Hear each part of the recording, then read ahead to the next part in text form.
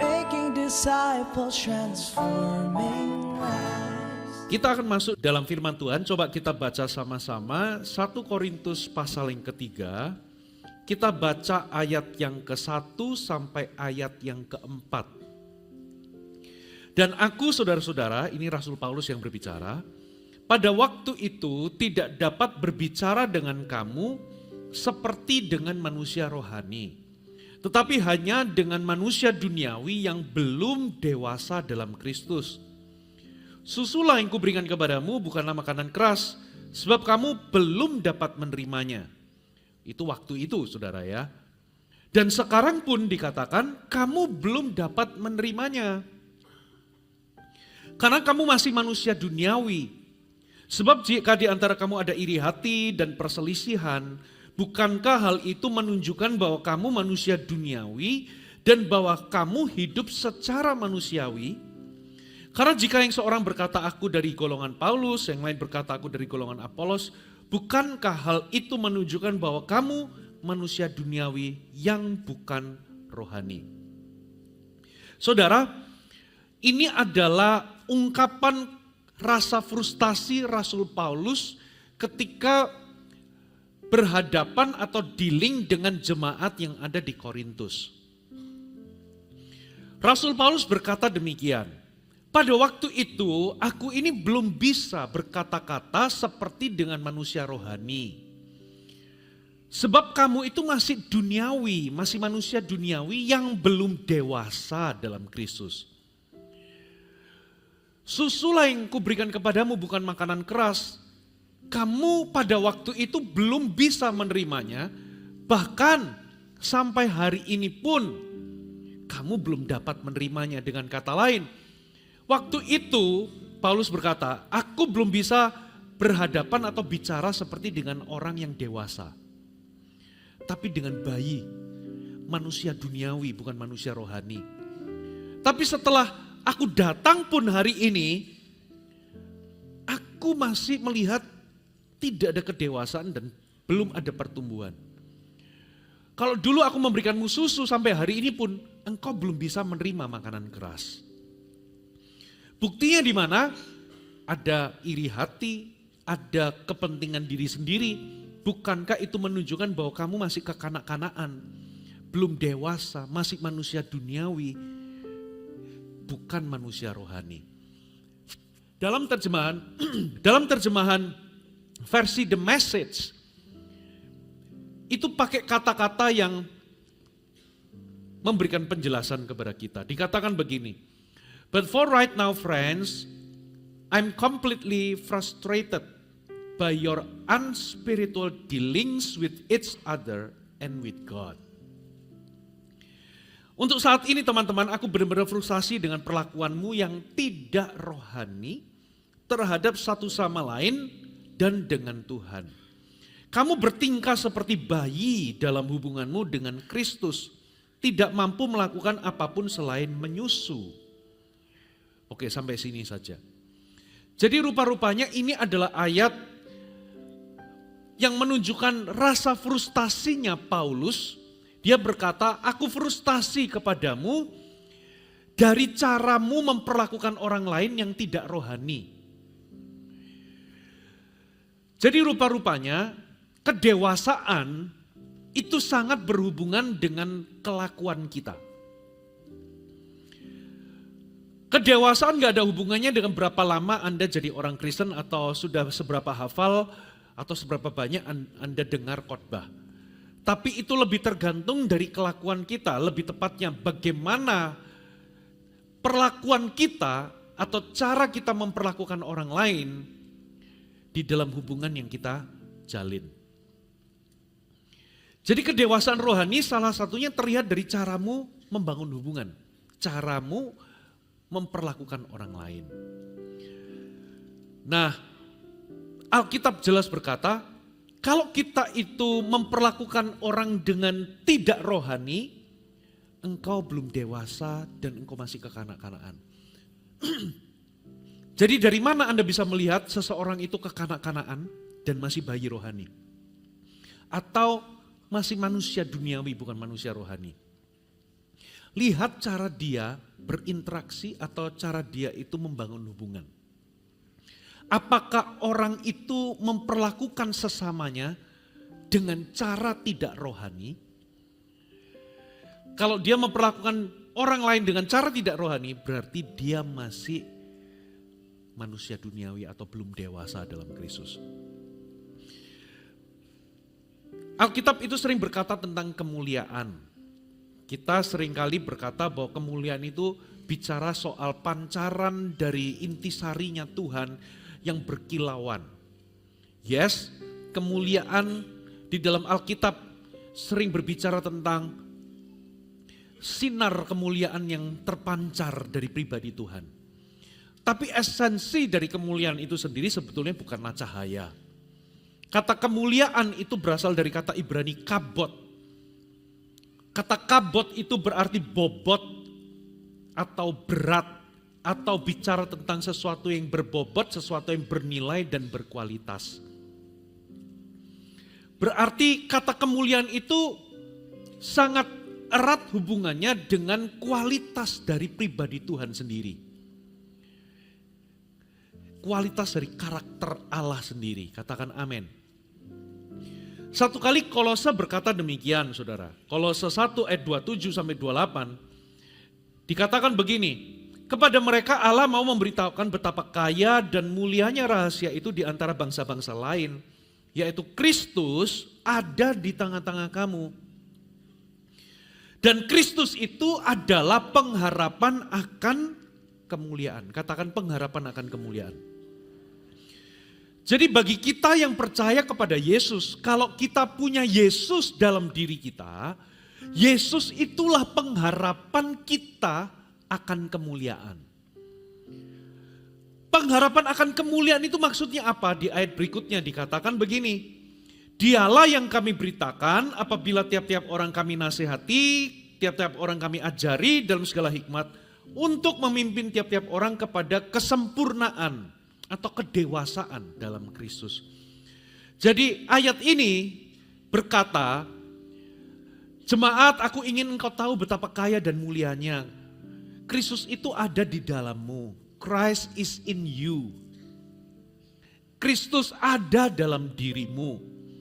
Dan Kristus itulah pengharapan kita itu memperoleh kemuliaan. Pengharapan akan kemuliaan. Maksudnya kemuliaan di situ apa? Kemuliaan itu maksudnya adalah kita itu bertumbuh dewasa, bertumbuh dalam kesempurnaan dalam Kristus. Jadi kalau kita percaya bahwa Yesus ada dalam diri kita, Yesus itulah pengharapan kita itu berubah hidupnya dari kemuliaan satu ke kemuliaan berikutnya sehingga kita itu serupa dengan gambarnya. Kita berubah makin berkualitas, karakter kita berubah menjadi dewasa. Katakan amin. Nah itulah yang dinamakan kemuliaan saudara.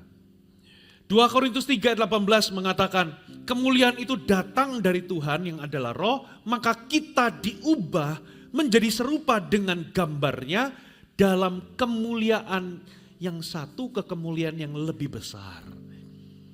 Jadi kita itu akan diubah from glory to glory. Berarti kita itu semakin dewasa, makin berbobot, makin berkualitas. Nah bobot atau kualitas hidup kita salah satunya bisa terlihat dari cara kita membangun hubungan.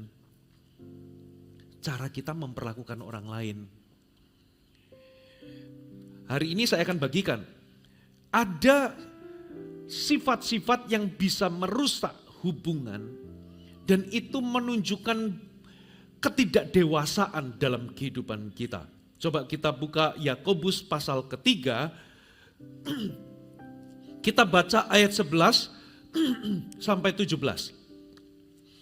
Adakah sumber memancarkan air tawar dan air pahit dari mata air yang sama? Saudara-saudaraku, adakah pohon ara dapat menghasilkan buah zaitun? Adakah pohon anggur dapat menghasilkan buah ara? Demikian juga mata air asin tidak dapat mengeluarkan air tawar. Siapakah di antara kamu yang bijak dan berbudi, yang dewasa, baiklah ia dengan cara hidup yang baik menyatakan kelakuannya atau perbuatannya. oleh hikmat yang lahir dari kelemah lembutan. Jika kamu menaruh perasaan iri hati, mementingkan diri sendiri, janganlah kamu memegahkan diri dan berdusta melawan kebenaran, itu bukanlah hikmat dari atas, tetapi dari mana? Dunia, dari nafsu manusia, dan dari setan-setan. Sebab di mana ada iri hati mementingkan diri sendiri, di situ ada kekacauan dan segala macam perbuatan jahat. Tetapi hikmat yang dari atas pertama-tama murni, pendamai, peramah, penurut, penuh belas kasihan dan buah-buah yang baik, tidak memihak dan tidak munafik.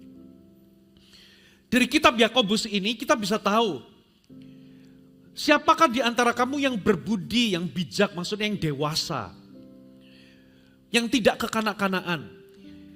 Baiklah ia menyatakan kelakuannya atau perbuatannya dengan hikmat dari atas. Jadi orang yang dewasa itu menyatakan kelakuannya dengan hikmat yang dari atas. Sementara orang yang tidak dewasa itu akan menyatakan perbuatannya dengan hikmat dari bawah. Yaitu dari nafsu manusia, dari dunia, dari nafsu manusia, dan dari setan-setan. Katakan sama-sama, dunia, nafsu manusia, dan setan-setan.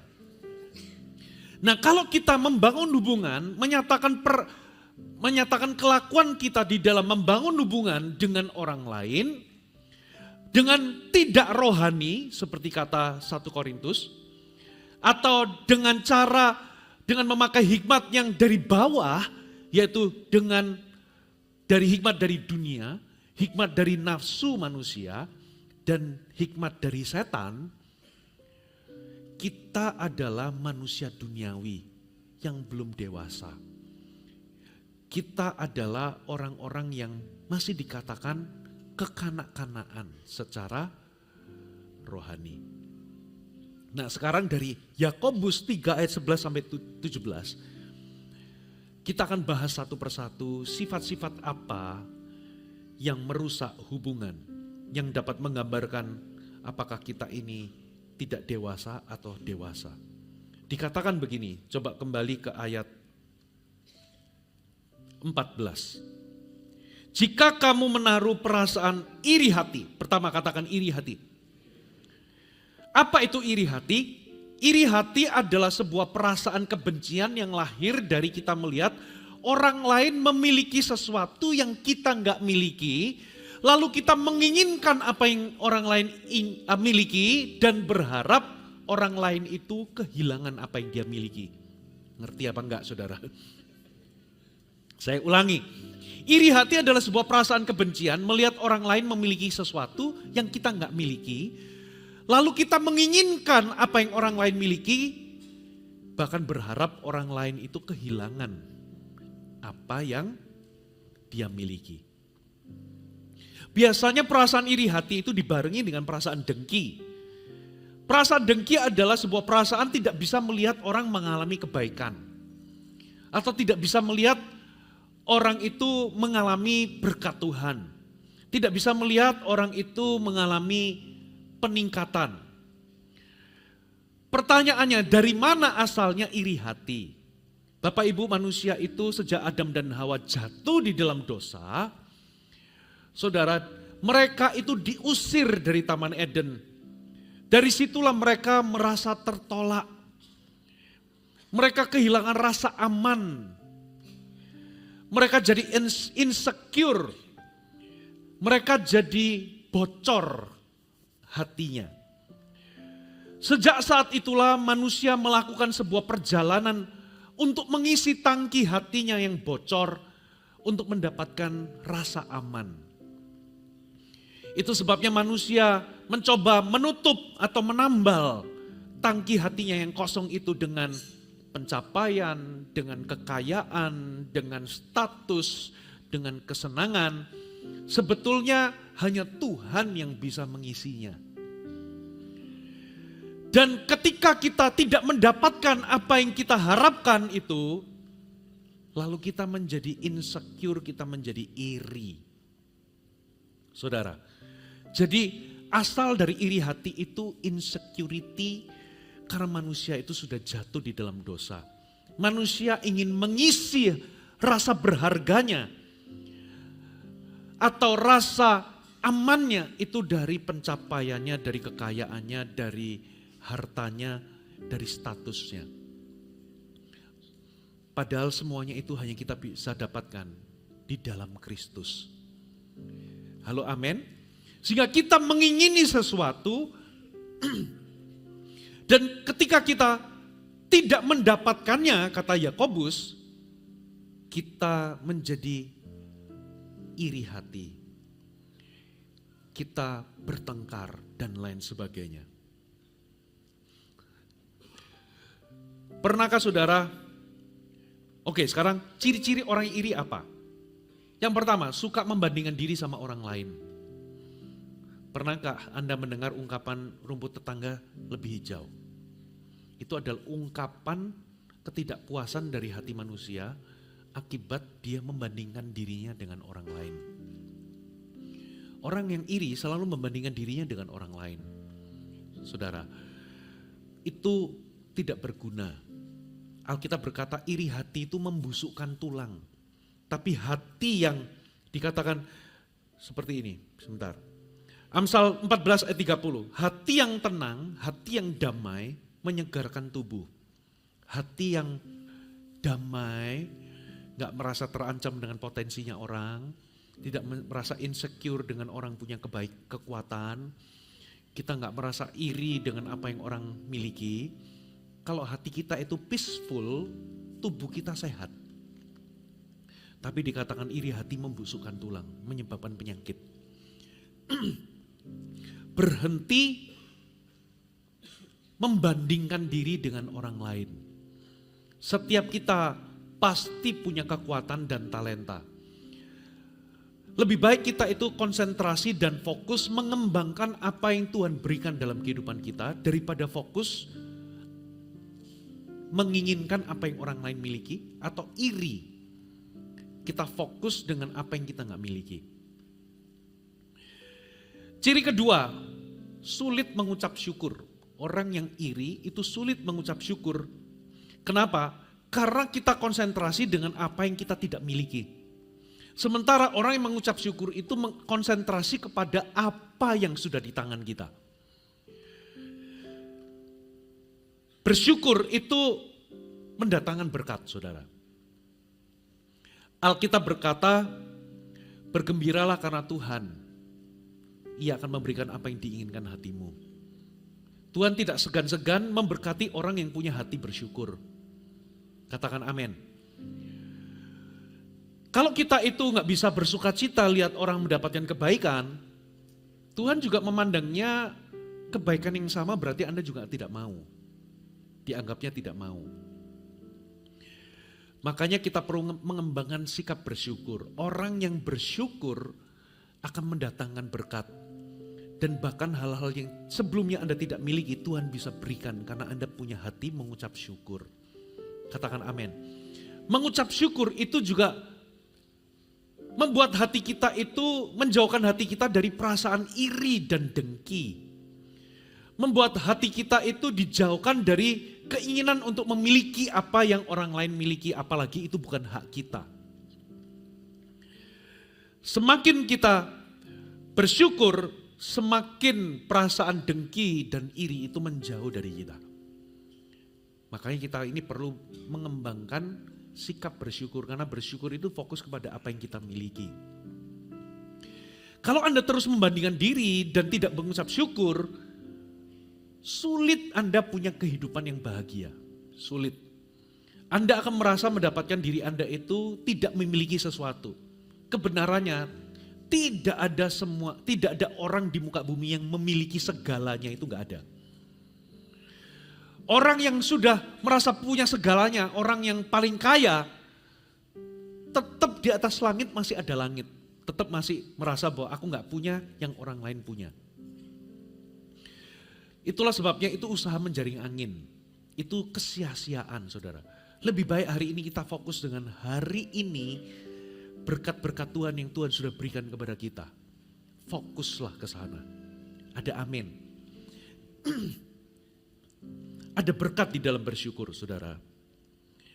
Yang kedua, saudara, sifat yang kedua dikatakan begini, jika kamu menaruh perasaan iri hati dan kamu apa saudara? Mementingkan diri sendiri. Catat baik-baik nomor 2, egois atau mementingkan diri sendiri. Di dalam diri kita ada 2 kutub. Yang pertama adalah manusia roh kita, yang kedua manusia kedagingan kita. Sisi manusia roh kita itu ingin melakukan kehendak Tuhan. Itu adalah sisi pemberi dalam diri kita. Yang selalu ingin murah hati, selalu ingin mengasihi, menguntungkan orang lain, bahkan Anda rela berkorban. Tapi sisi yang lain itu namanya manusia daging kita, itu pada dasarnya mementingkan diri sendiri atau egois. Produk dari kejatuhan manusia di dalam dosa, kita semua ini adalah makhluk yang egois. Kita lebih condong sama kepentingan kita sendiri. Ini adalah sisi di mana sisi mementingkan diri sendiri ini adalah sisi pengambil bukan pemberi. Maksudnya apa? Karena kita itu fokus kepada kepentingan diri sendiri, jadi kita fokus untuk menguntungkan diri sendiri, kalau perlu orang lain dikorbankan. Itulah sisi egois. Egoisme itu berkata semua tentang aku, semua tentang pikiranku, perasaanku, kepentinganku, keinginanku, kebutuhanku, semua tentang diriku. Kalau hari ini aku adalah suami, suami yang egois akan berkata, kita akan didik anak kita dengan caraku. Tidak boleh ada caraku, caramu, itu gak boleh. Dalam pernikahan yang ada adalah cara kita. Suami dan istri harus sepakat di dalam mendidik anak. Tidak boleh salah satu berkata, aku dididiknya orang tuaku begini, jadi ikuti caraku. Kalau kamu gak bekerja ngikutin caraku, kamu gak usah kerja sama. Kita gak usah kerja sama. Sulit kalau Anda kerja tim ketemu sama orang yang egois. Karena main basket gitu ya. Enggak, pokoknya kita kan main basket itu ada 2 cara defense. Yang satu itu adalah zone defense, yang satu adalah man to man, itu dari pojok sampai pojok ditempel orangnya. Ya. Ketika tim berkata kita main pakai pertahanan zona, yang satunya enggak, kita pakai metodeku, caraku. Kalau kamu enggak mau main dengan caraku, kita enggak usah main. Nah, ini adalah tipe orang yang egois. Nah, orang yang mementingkan diri sendiri di dalam membangun hubungan akan cenderung controlling. Arti dari controlling itu artinya memaksakan kehendak. Kalau bisa dia mengendalikan orang supaya mengikuti kemauannya atau kehendaknya. Nah, orang yang controlling itu biasanya manipulatif. Karena apa? Dia akan menggunakan segala cara untuk mempengaruhi emosi orang lain supaya mengikuti kemauan dan kehendaknya. Makanya manipulatif. Ya, cara-cara yang dilakukan oleh orang yang controlling dan manipulatif untuk memaksakan kehendaknya itu biasanya bisa pakai cara yang pertama melalui ancaman dengan menanamkan ketakutan. Kalau kamu gak lakukan ini, kamu akan terima konsekuensinya. Nah, kira-kira begitu. Coba bayangkan itu di dalam suami istri. Pokoknya aku harus menang. Kalau kamu gak ngikutin, pasti ada konsekuensi. Entah dimarahin, entah macam-macam hukumannya. Yang kedua adalah melalui rasa bersalah. Aku pikir kita ini sudah dekat, tapi ternyata kamu gak melakukan seperti yang aku harapkan. Orang merasa bersalah. Gitu ya. Lalu yang ketiga adalah melalui obligasi, melalui tuntutan untuk orang lain memperlakukan dirinya dengan perlakuan-perlakuan tertentu. Jadi ada kewajiban. biasanya orang ini memaksakan kehendaknya melalui statusnya atau melalui jabatannya atau kuasa yang dia miliki.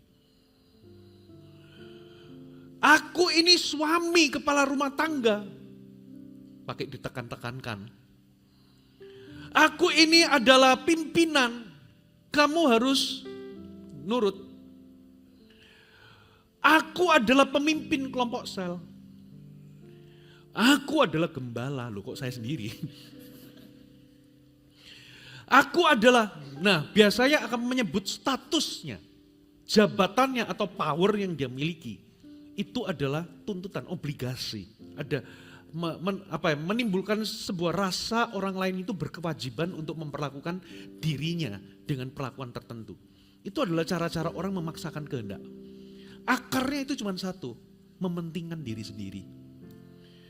Kitab Yakobus berkata, di mana ada iri hati dan mementingkan diri sendiri, di situ ada kekacauan dan segala macam perbuatan jahat. Berarti, ya bukan hanya cinta uang akar kejahatan, tapi iri hati dan apa saudara? Egoisme, disitulah ada berbagai kekacauan dan segala macam perbuatan jahat. Banyak perbuatan jahat itu dilakukan. Akarnya satu kok, mementingkan diri sendiri. Akarnya egois. Ciri-ciri orang, oh ya tadi sudah ya. Yang ketiga sekarang. Ayat yang keberapa sekarang saudara? Perhatikan ayat yang ke-14 bagian kalimat selanjutnya. Dikatakan janganlah kamu memegahkan diri. Katakan memegahkan diri. Sombong. Katakan sombong. Ciri orang yang angkuh atau sombong. Yang pertama selalu merasa lebih daripada orang lain. Merasa lebih pintar, lebih tahu, lebih penting, merasa lebih kaya, lebih. Makanya salah satu ayat di 1 Yohanes, lebih tepatnya 1 Yohanes 2 ayat 16 dikatakan, semuanya ini ada dalam dunia, yaitu keinginan daging, keinginan mata, dan keangkuhan hidup. Kata keangkuhan hidup di sini, itu diterjemahkan dengan kata-kata begini, wanting to appear important, ingin terlihat penting. Kita itu ingin terlihat lebih daripada orang lain. Orang yang sombong akan membesar-besarkan kekuatan atau kelebihan diri sendiri dan merendahkan membesar-besarkan kelemahan orang lain. Yang kedua, ciri dari sombong selain merasa ingin lebih, terlihat lebih, suka memandang rendah orang lain. Saya itu pernah diajar Tuhan. Tuhan itu ngajarin saya, kebesaran seseorang tidak terletak dari statusnya atau kekayaannya, tapi lebih kepada bagaimana ia memperlakukan orang yang secara status dalam tanda kutip lebih rendah dari dirinya. Kalau Anda pimpinan atau bos, ketika Anda ketemu dengan cleaning service, tukang sapu, tukang bersih-bersih, bagaimana Anda memperlakukan mereka, itu menunjukkan kebesaran saudara. Ketika Anda makan sama teman-teman, yang lain sudah keluar makanannya. Anda tunggu makanan Anda 40 menit gak keluar. Lalu begitu Anda panggil pegawainya, saudara, ya pelayan restorannya, ternyata pelayannya lupa masukkan di dalam list. Bagaimana Anda bereaksi, apalagi kalau Anda itu orang besar, kepada seorang pegawai yang lalai dalam tanda kutip. Apakah Anda bentak-bentak, maki-maki? Saudara, Anda tetap bisa menuntut hak Anda, tapi Anda tidak memutuskan untuk marah-marah, maki-maki dan merendahkan.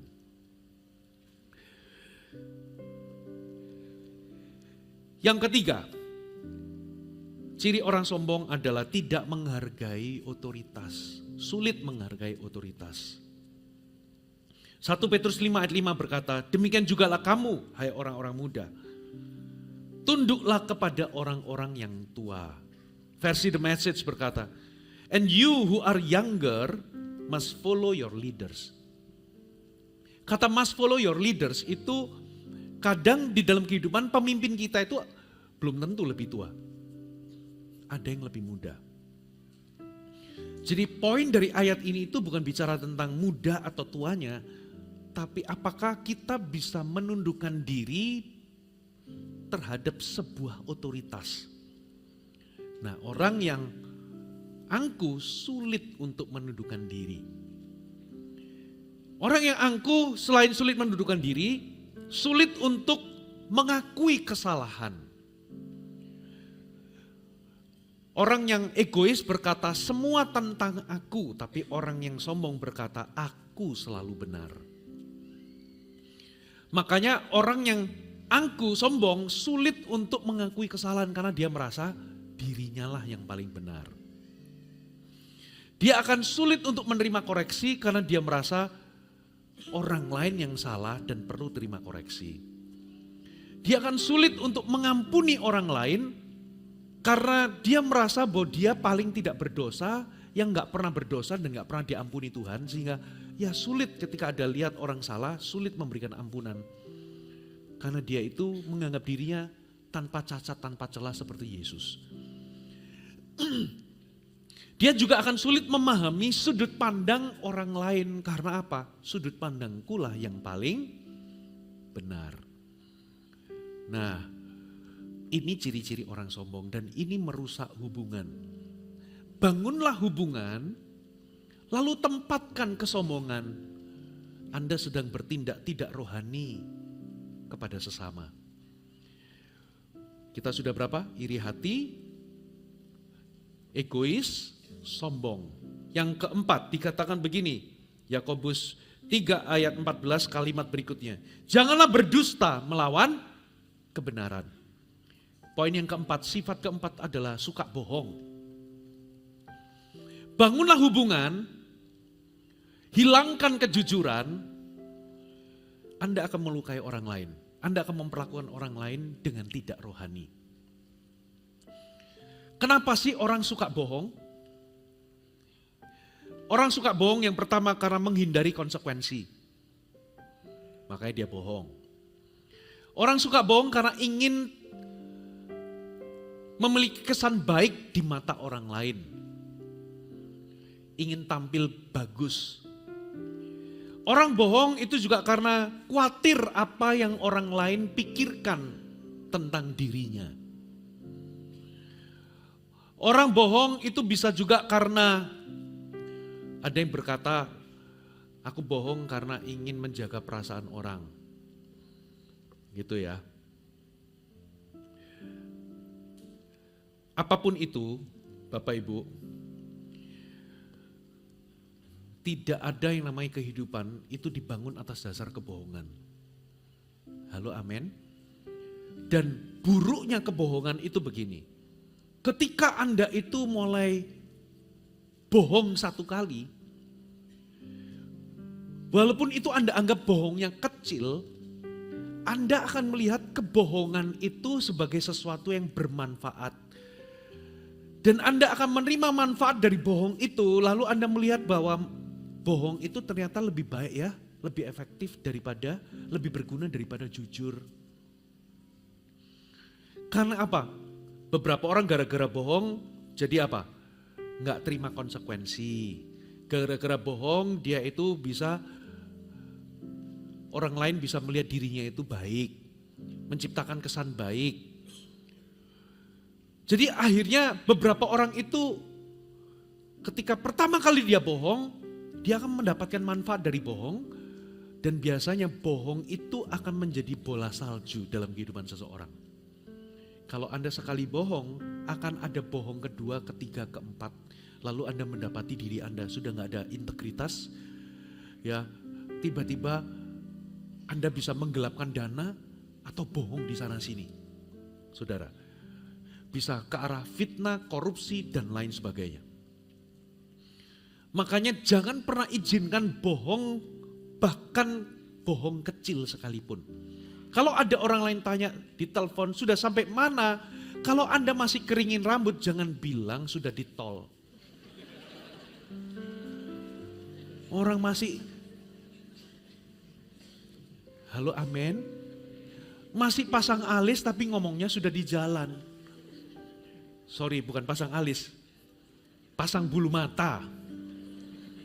Ada amin, saudara? Semakin Anda bohong, semakin itu jadi bola salju. Dan tidak ada hubungan, you name it, hubungan pertemanan, persahabatan, pernikahan, tidak bisa dibangun atas dasar kebohongan. Coba saya mau tanya, di sini ada orang yang mau dibohongi? Kalau ada tolong angkat tangan, kita bisa foto sebentar. Lalu kita pajang ini adalah orang yang luar biasa, the man of the year. Gak ada orang suka dibohongi. Gak ada orang mau dibohongi.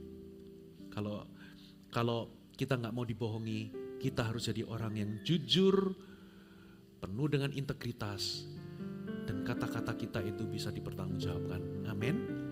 Yang kelima dikatakan begini, lompat di ayat yang ke-17.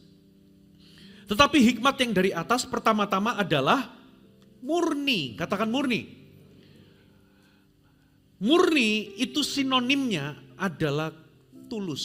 Sebuah kata yang penting, kualitas yang penting di dalam sebuah hubungan. Bangunlah hubungan, hilangkan ketulusan, Anda sedang memperlakukan orang lain dengan tidak rohani. Jadi poin yang kelima, catat baik-baik, sifat yang merusak hubungan kelima adalah tidak tulus.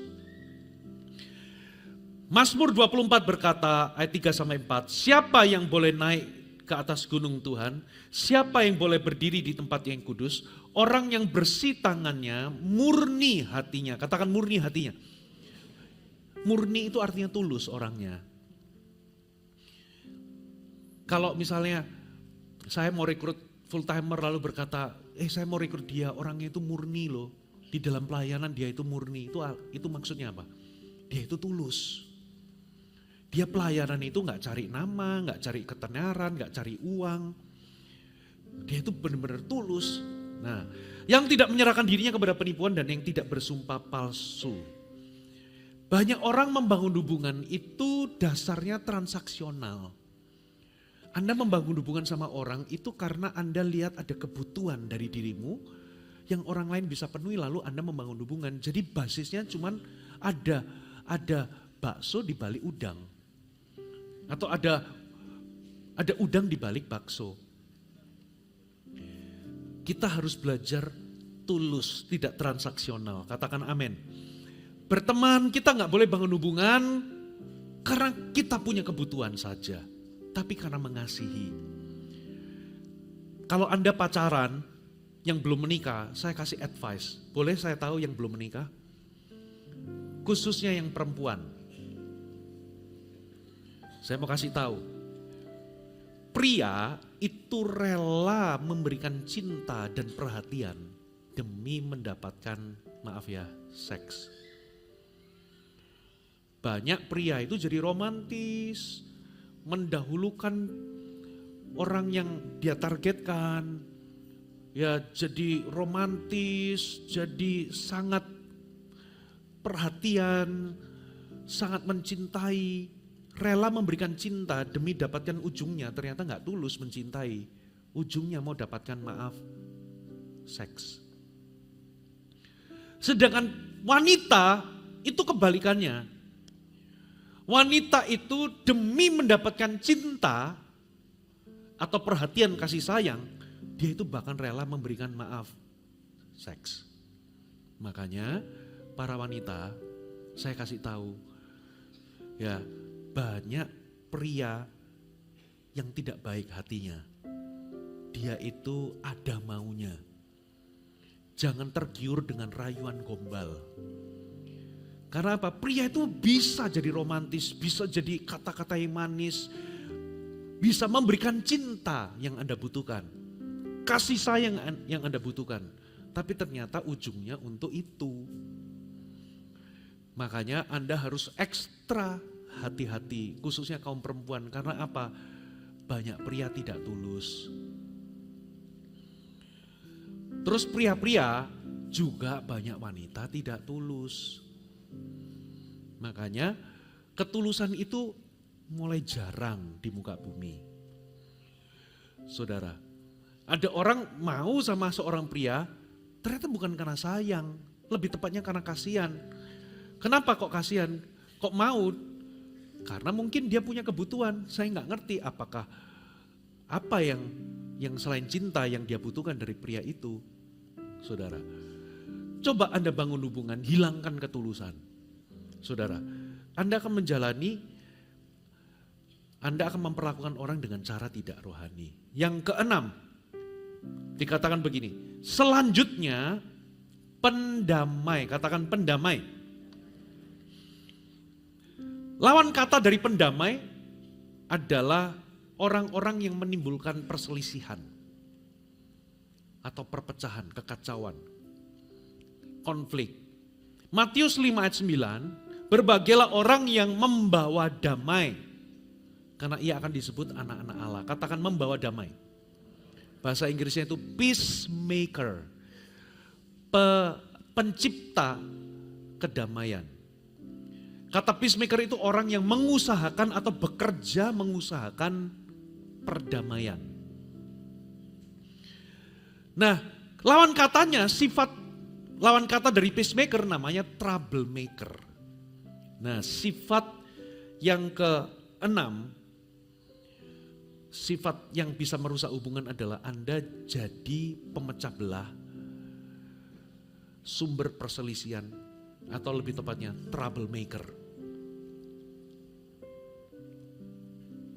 Tanda seseorang yang sudah matang atau dewasa itu jadi pembawa damai.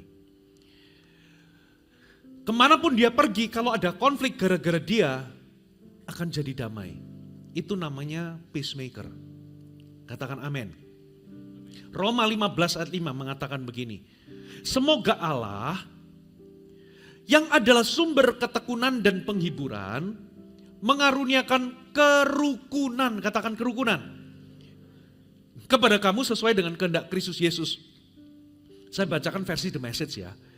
May our dependably steady and warmly personal God develop maturity in you so that you get along each other as well as Jesus gets along with you, with us all. Kiranya Allah yang teguh dan hangat mengembangkan kedewasaan dalam diri Anda sehingga Anda dapat rukun satu sama lain sama seperti Kristus rukun dengan kalian semua. Jadi salah satu tanda kedewasaan adalah Anda itu hidup rukun sama orang lain. Halo, amin. Nah, pembawa damai itu maksudnya bagaimana? Kemanapun Anda ada, kalau ada konflik, Anda akan mengusahakan perdamaian. Bahkan ketika Anda konflik dengan orang lain, Anda akan mengusahakan terjadinya perdamaian atau pemberesan. Banyak orang Kristen itu tidak jadi peacemaker. Lebih tepatnya, lebih gampang memutus atau membuang hubungan ketika konflik atau sakit hati terjadi. Sedangkan Tuhan itu beda. Bapa itu sakit hati loh ketika lihat manusia berbuat dosa. Bapa itu terluka hatinya. Tapi Bapa sendiri yang berinisiatif membayar harga, memberikan satu-satunya anaknya yang tunggal mati di atas kayu salib demi terjadinya pemulihan hubungan antara manusia dengan Allah. Berarti Tuhan itu juga sama. Tuhan ingin kita gak gampang-gampang, ya udah putus hubungan gak apa-apa. Kita gak usah bicara. Ada beberapa orang itu sudah gak ngomongan sama family sudah bertahun-tahun. Ada yang bahkan gak bicara sama orang tuanya sudah berbulan-bulan, bertahun-tahun. Rela putus hubungan gara-gara sakit hati atau konflik. Saya konseling sama orang, ada yang maaf ya, pasangan suami istri yang sudah tidak lagi, sudah masih satu atap, tinggal satu rumah tapi sudah saling menjauhi. Sudah pisah ranjang lah, sudah gak tidur bersama lagi. Anda ngerti lah maksud saya. Bertahun-tahun tanpa membicarakannya. Banyak orang ya udah putus ya putus. Sementara sifatnya Bapa di sorga itu rela membayar harga demi sebuah pemulihan hubungan. Bapak Ibu, Anda mau jadi peacemaker atau troublemaker? Nah, ciri troublemaker itu kebalikannya peacemaker. Ya, coba kita buka satu ayat Amsal 6 ayat 16 dan 19. 6 perkara ini dibenci Tuhan, bahkan 7 perkara menjadi kekejian bagi hatinya. Kalau Anda dibaca di ayat-ayat berikutnya itu ada 6 hal, lalu yang terakhir salah satunya itu dikatakan ayat 19, seorang saksi dusta yang menyembur-nyemburkan kebohongan dan yang menimbulkan apa saudara? Pertengkaran saudara. Itu bahasa Inggrisnya a person who stirs up conflict in the community. Gara-gara Anda masuk gara-gara Anda masuk dalam CG, lalu CG-nya tiba-tiba ada konflik. Tiba-tiba ada dua kubu, perpecahan terjadi, perselisihan terjadi. Gara-gara siapa? Anda. Amsal 16 ayat 28. Orang yang curang menimbulkan pertengkaran dan seorang pemfitnah menceraikan sahabat karib. Versi New Living Translation dikatakan, scoundrels create trouble. Sorry, ayat 28 ya. A troublemaker plants seed of strife. Troublemaker itu menanamkan benih perselisihan. Gossip separates the best of friend. Troublemaker itu suka gosip yang memecah sahabat karib, memisahkan sahabat karib.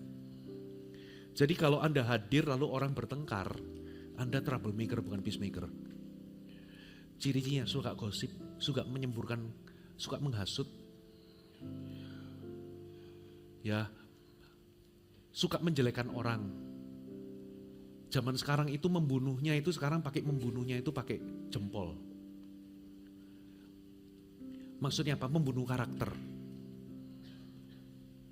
Ada orang tetangganya bisa renovasi rumah, dulu punya 1 tingkat sekarang 3 tingkat, lalu beli mobil baru, ngomong sama tetangga yang lain, itu korupsi. Langsung terbunuh karakternya. Padahal dia nggak tahu. Ya nggak ada yang tahu korupsi apa enggak. Jangan-jangan orang itu kerja keras, sungguh-sungguh setia dalam pekerjaan, Tuhan memberkati dia, lalu Anda berkata korupsi.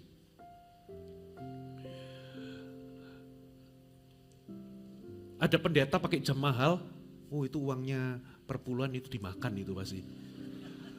No matter pendeta itu menjaga reputasi hidup sungguh-sungguh sama Tuhan, gara-gara jam tangan langsung dia katakan korupsi, saudara. Anyway, saya nggak punya jam mahal.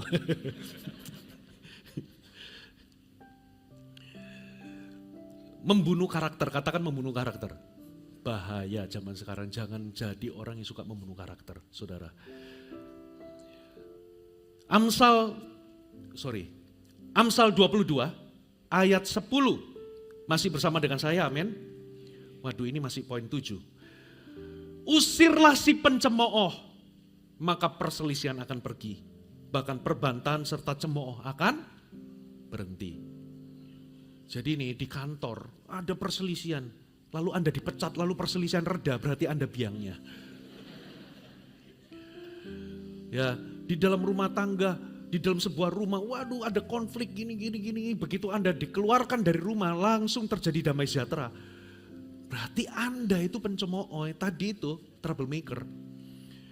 Anda ikut CG-nya jadi kacau, resah semuanya dan sebagainya. Begitu Anda keluar pindah gereja, langsung bersyukur semua, langsung damai sejahtera. Itu berarti Anda adalah biang dari masalah. Anyway, lanjut ya.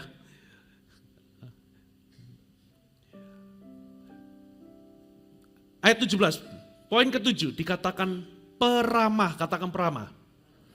Berarti sifat ke-7, lawan kata peramah adalah kasar. Ya, kasih itu tidak melakukan yang tidak sopan. Kata 1 Korintus 13 ayat 5. Kata tidak melakukan yang tidak sopan itu tidak kasar atau rude. Kasar itu secara verbal maupun tindakan Anda sedang melakukan hal yang tidak sopan kepada orang lain. Ciri orang yang kasar itu suka merendahkan, kata-katanya itu berupa label, penghakiman untuk merendahkan atau membuat orang lain itu merasa malu. Ya, makanya tadi saya katakan, saudara, kalau Anda mau lihat pemulihan rumah tangga, hati-hati dengan kata-kata.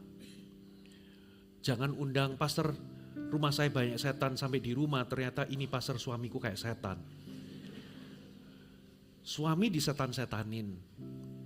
Kata-kata kita itu bisa merendahkan, itu kasar, saudara. Ya, puji Tuhan, kalau ini orang Jakarta ini masih halus, kalau suaminya salah jalan itu, oh salah belok ya.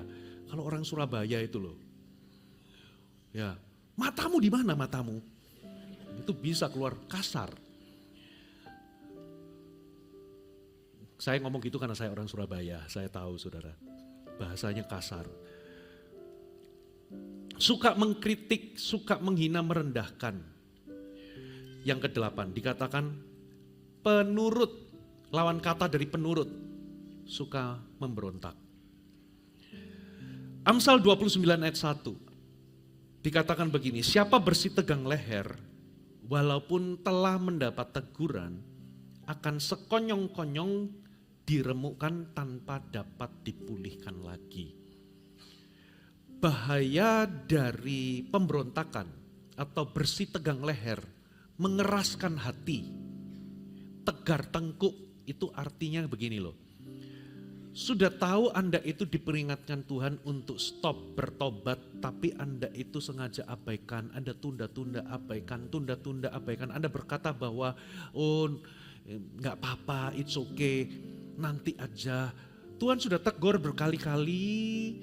Tahukah saudara, efeknya bisa membahayakan.